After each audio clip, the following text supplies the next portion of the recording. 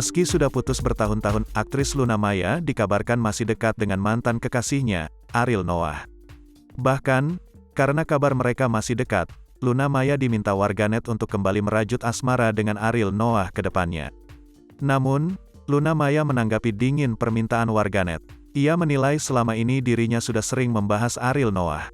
"Aduh, nanyanya ke gua mulu," kata Luna Maya ketika ditemui di Royal Jakarta Golf Club, Jakarta Timur, Senin, tanggal 14 Maret tahun 2022.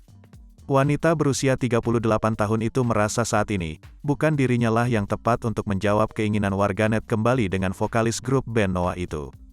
"Tanyain dong ke dianya, Ariel Noah. Masa gua melulu? Berani gak?" ucap Luna Maya sugeng. Luna Maya menegaskan, dirinya akan memberikan komentar jika Ariel Noah alias Nazril Irham itu sudah memberikan keterangan seputar kedekatan mereka. "Kalau dia, Ariel, udah jawab, gua akan jawab," ujar Luna Maya. Diberitakan sebelumnya, Luna Maya dan Ariel Noah dikabarkan berpacaran di tahun 2010-an. Kedekatan dan jalinan asmara mereka menjadi sorotan tajam warganet.